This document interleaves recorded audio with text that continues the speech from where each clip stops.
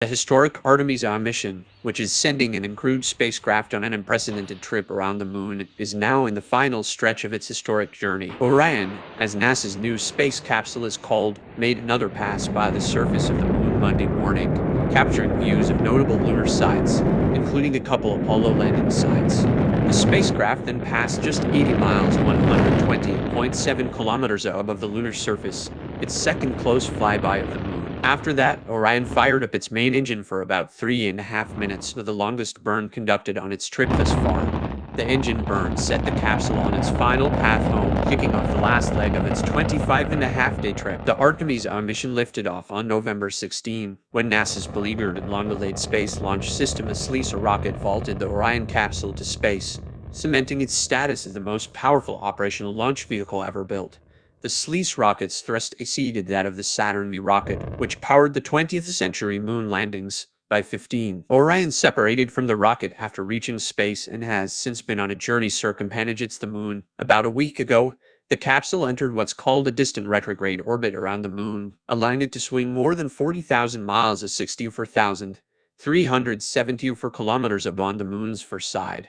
That's farther than any spacecraft designed to carry humans has ever flown. The spacecraft is now set to traverse the 238,900-mile, 384,400-kilometer void between the moon and Earth.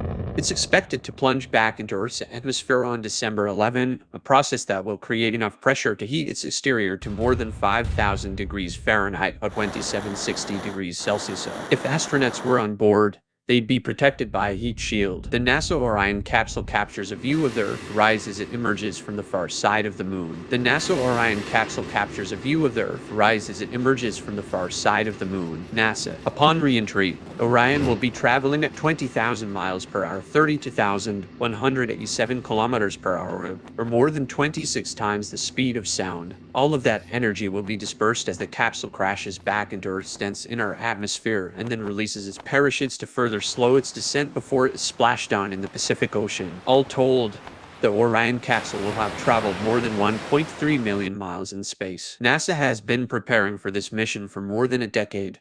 Following its successful completion, the space agency will then look to choose a crew to fly the Artemis I mission, which could take off as soon as 2024. Artemis I will aim to send astronauts on a similar trajectory as Artemis I, flying around the moon, but not landing on its surface. That could pave the way in turn for the Artemis I mission, which is currently slated for a 2025 launch and is expected to put a woman and a person of color on the moon for the first time.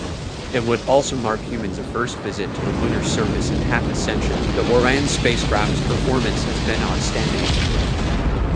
Howard Hu, the Orion program manager, told reporters last week the space agency did have to troubleshoot some minor issues, including an unexpected communications blackout that lasted nearly an hour. But NASA officials said there have been no major problems, and so far have chalked up the mission as a resounding success.